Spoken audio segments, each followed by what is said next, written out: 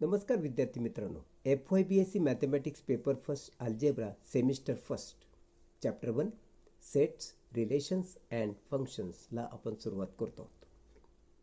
आज आपण power set म्हणजे काय बघतो.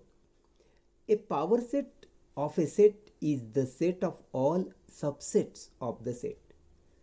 एखाद्या सेटच्या सर्व सबसेट्सचा सेट म्हणजेच power set of that set असा अर्थ होतो. तुम्हाला एखादा संच दिला, त्या संचाच्या सर्व उपसंचांचा संच म्हणजेच power set of that set हा त्याचा अर्थ. The power set of a set S is usually denoted by P S. आपण पॉवर सेट कसा डिनोट करतो? पी म्हणजे पॉवर सेटचं नाव एस. सो पी एस, कारण तो सेट एस आहे. समजा ए हा तो संच असेल तर त्याचा पॉवर सेट कसा होईल? P A. एक थेरम तुम्हाला लक्षात ठेवायचा आहे. If the set S has n members then the power set P S will have 2n elements. समजा एखादा संच तुम्हाला दिला, एस ए असा काही संच असेल आणि त्या संचाचे एन एलिमेंट्स आहेत, एन मेंबर आहेत, एन घटक आहेत, तर त्याच्या पॉवर सेटमध्ये किती घटक असतील, किती एलिमेंट्स असतील? तर 2n इतके एलिमेंट्स त्याच्या पॉवर सेटमध्ये असणार. एक्झाम्पल बघा. इफ ए हा सेट आहे 1 2 3चा, find the power set of A. A या संचाचे पॉवर सेट तुम्हाला लिहायचा आहे. आता बघा, there are 3 elements in set A. ह्या सेट ए मध्ये 1 2 3 3 एलिमेंट्स आहेत. मग पॉवर सेटमध्ये किती एलिमेंट्स असणार आपण असं पाहिलंय वर. Power set A will have 2 जितके एलिमेंट्स आहेत तितका पॉवर कुणाचा? 2चा. किती उत्तर येतं? 8. 2⁻⁰ म्हणजे त्या ए या संचाच्या पॉवर सेटमध्ये 8 एलिमेंट्स असणार. तर आता आपण पॉवर सेटचे एलिमेंट्स जर लिहायचं ठरवलं तर पॉवर सेट शेवटी एक सेट असतो हे आपण पाहिलं, म्हणून त्याला महिरपी कंसात लिहायचं आणि या संचाचे उपसंच सर्वचे सर्व आम्हाला याच्यात लिहायचे. कुणाही संचाचा फाय हा सबसेट असतो हे तुम्हाला माहिती आहे, म्हणून पहिल्यांदा लिहिलं मी फाय म्हणजे एम्प्टी सेट. मग 1 हा एलिमेंट सुद्धा या सेटचा सबसेट आहे. अशा रीतीनं 2 3 मग 1 2 हा सुद्धा सबसेट होतो. 1 3 2 3 आणि फायनली 1 2 3 म्हणजे हा संपूर्ण संच. कारण कोणताही संच हा स्वतःचा सबसेट असतो असा पण रूल आहे, म्हणून तो सबसेटच्या यादीत येणार. मग हे 1 2 3 4 5 6 7 and 8 elements in power set of A झाले. हे 8 एलिमेंट्स. एक्झाम्पल 2 बघा. If set S is A B C D find the power set P S. म्हणजे एस या संचाचे पॉवर सेट आम्हाला काढायचा आहे. So there are 4 elements in set S. बघा 1 2 3 4 एलिमेंट्स आहेत, म्हणजे याच्या पॉवर सेटमध्ये किती एलिमेंट्स असतील हे तुम्हाला माहिती. The power set P S will have 2 जितके एलिमेंट तितका घात कोणाचा? 2चा. सो 2 किती येतं? 16. म्हणून पॉवर सेट ऑफ एस मध्ये 16 एलिमेंट्स असतील. बघूया पॉवर सेट लिहितोय आपण पी एस. पहिला सबसेट फाय असतो म्हणजे एम्प्टी सेट. नंतर मग एक एक element A B C D. मग जोडीचे element A B A C A D B C B D C D. मग 3ची जोडी A B C A B D A C D B C D आणि फायनली तो संच स्वतः A B C D. Totally 1 2 3 4 5 6 7 8 9 10 11 12 13 14 15 and 16 अशा रीतीनं त्या पॉवर सेटमध्ये 16 एलिमेंट्स असणार. त्यानंतर आपण कन्सेप्ट बघतो आहोत ती कार्टेशियन प्रॉडक्टची. कार्टेशियन प्रॉडक्ट म्हणजे काय? Let S and T be the two non empty sets. समजा एस आणि टी हे दोन नॉन एम्प्टी सेट्स आहेत, म्हणजे त्यात काही ना काही घटक आहेत, रिक्त संच नाहीत, असे एस आणि टी हे दोन संच आहेत.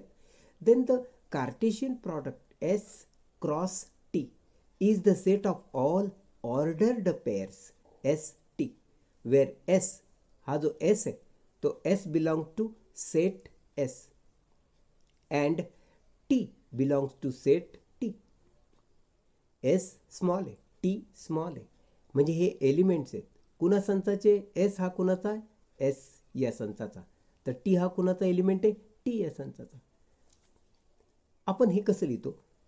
दस S cross T is a set of S and T such that S हा S belongs to set S and T belongs to set T. असं आपण क्रॉस प्रॉडक्टची डेफिनेशन शॉर्टमध्ये लिहितो. एक एक्झाम्पल बघा बरं. फाइंड कार्टेशियन प्रॉडक्ट ए क्रॉस बी. आपण कार्टेशियन प्रॉडक्ट क्रॉस या चिन्हाने दाखवतो. ए क्रॉस बी म्हणजे ए आणि बीचा Cartesian product. If A is equal to 1 2 हा एक संच आहे, B is equal to A B. मग ए क्रॉस बी तुम्ही कसं काढणार माहिती का? पहिला एलिमेंट पहिल्या सेटचा, दुसरा एलिमेंट दुसऱ्या सेटचा, हा पहिला एलिमेंट हा दुसरा एलिमेंट, ही झाली ऑर्डर्ड पेअर.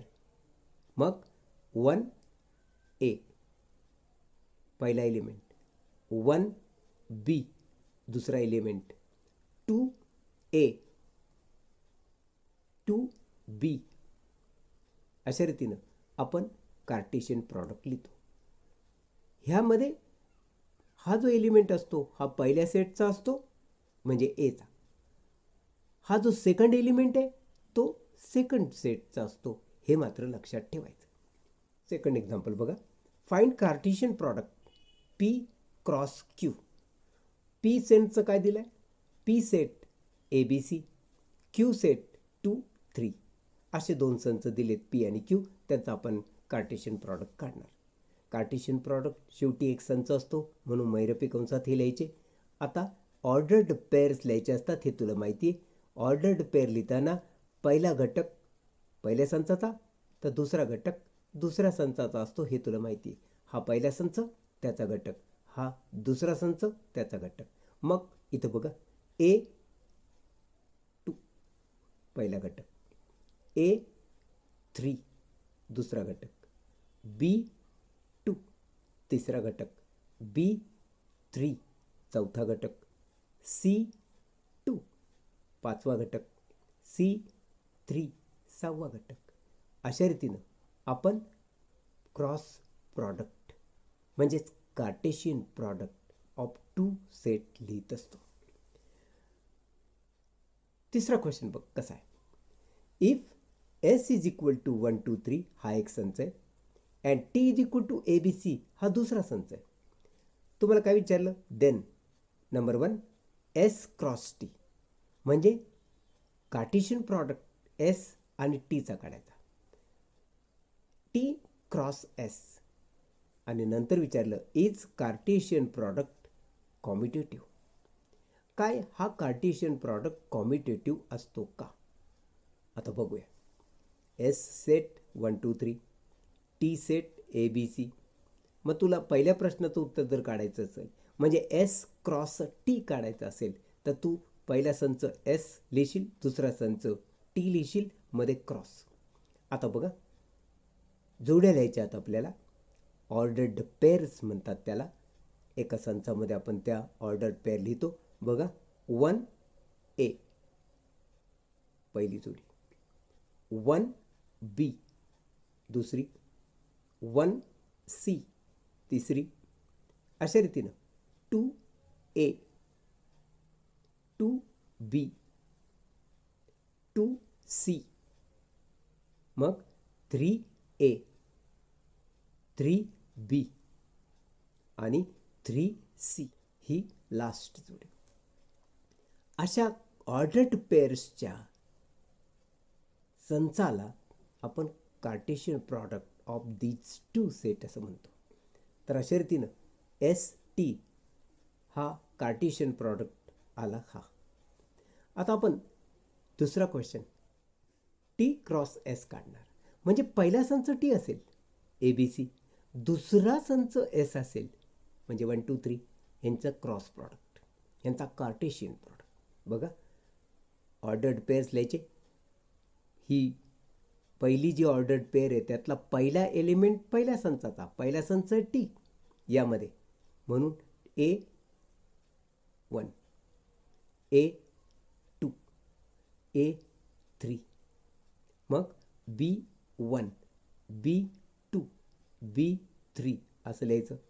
मग सी 1 सी 2 सी 3 असे एलिमेंट्स लिहायचे. अशा रीतीनं हा झाला कार्टेशियन प्रॉडक्ट टी आणि एस या संचाचा, म्हणजे टी क्रॉस एस हा झाला. तुम्ही जर 1 आणि 2 मध्ये पाहिलं तर एस क्रॉस टी मध्ये पहिला संच एस आहे, दुसरा टी आहे. अशा क्रॉस प्रॉडक्टचे हे जे एलिमेंट आहेत ते 1 आणि ए 1 आणि बी अशा पद्धतीने. दुसरा संच जो आहे टी क्रॉस एस यामध्ये ए आणि 1 असा क्रम आहे. म्हणजे एलिमेंट्स भले तेच असले तरी क्रम मात्र यांचा वेगळा आहे. म्हणून हे दोन संच एकसारखे नाहीत. एलिमेंट्स भले सारखे आहेत पण त्यांची ऑर्डर मात्र सारखी नाही. म्हणून हे दोन संच सारखे नाहीत, इक्वल नाहीत.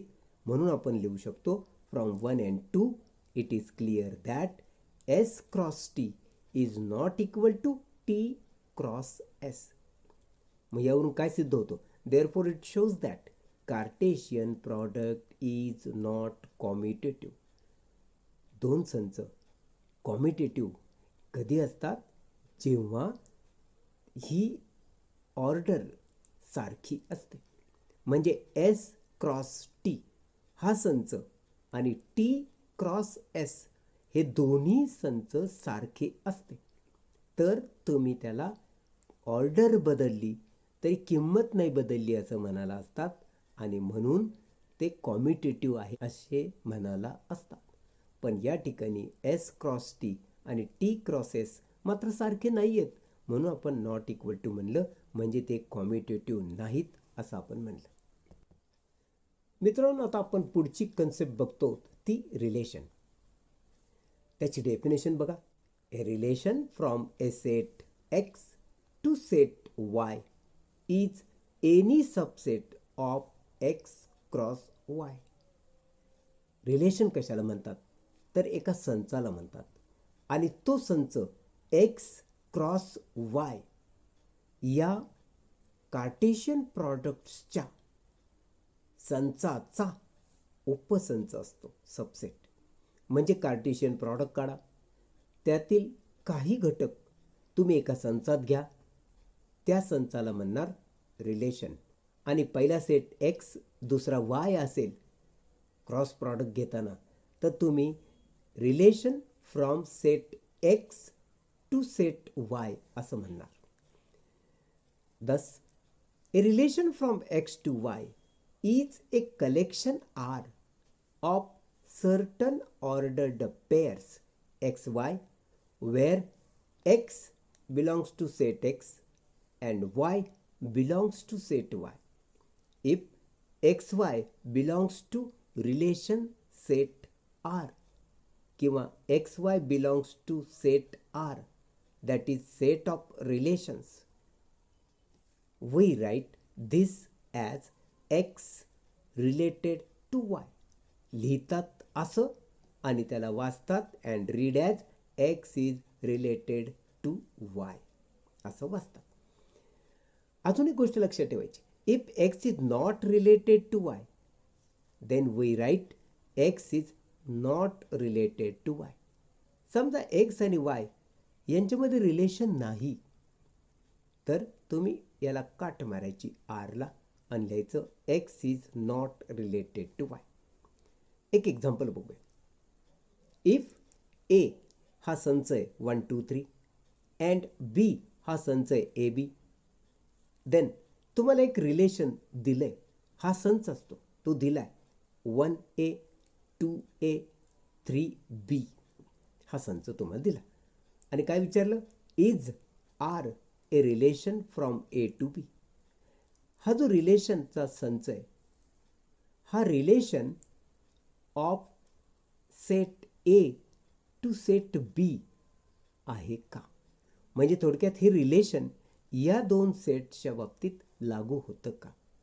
तुम्हाला माहिती आहे रिलेशन हा जो संच असतो हा सबसेट असतो कुणाचा, त्या दोन सेट्सच्या क्रॉस प्रॉडक्टमधील एलिमेंट्सचा. म्हणजे सर्वप्रथम आम्हाला ए आणि बी या दोन संचांचा क्रॉस प्रॉडक्ट काढून घ्यावा लागेल. जर तुम्हाला चेक करायचं आहे आर हा रिलेशन फ्रॉम ए टू बी आहे का, तर सर्वप्रथम ए क्रॉस बी काढून घ्या, त्याचा हा सबसेट आहे का बघा.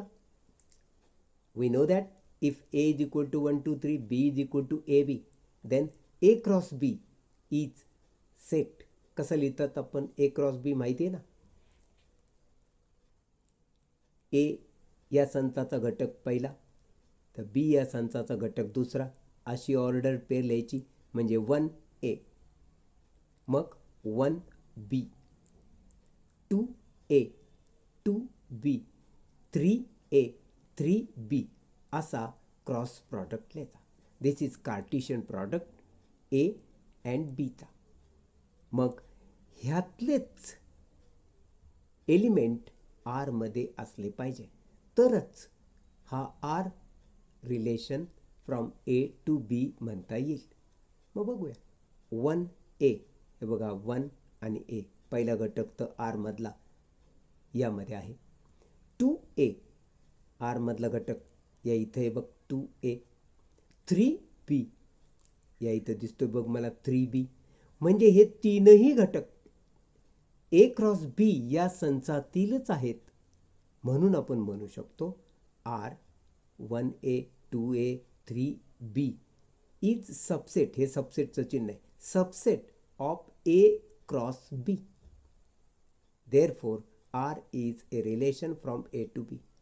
म्हणजे ए क्रॉस बी चाच हा सबसेट आहे आणि हा सबसेट आहे म्हणून तो रिलेशन फ्रॉम ए टू बी आहे. यामध्ये तुला अजून एक प्रश्न विचारला, इफ आर डॅश हा संच आहे 2A 3B B1 असा, तर हा R dash is relation from A to बी.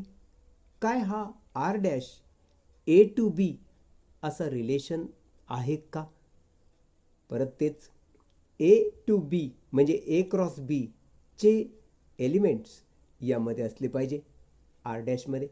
जर सगळे एलिमेंट यातलेच असतील त्या क्रॉस प्रॉडक्टमधले तर तुम्ही डेफिनेटली म्हणू शकता this is relation from A to B. आपण ए क्रॉस बी काढलाय. ह्या ए क्रॉस बी मध्ये आपल्याला 2 आणि ए दिसतोय, आपल्याला 3 आणि बी पण दिसतोय, पण आपल्याला B1 ही जोडी ही ऑर्डर्ड पेअर यामध्ये दिसत नाही. आणि ही एक जोडी या रिलेशनमध्ये वेगळीच आलेली आहे, ती या संचातली नाही.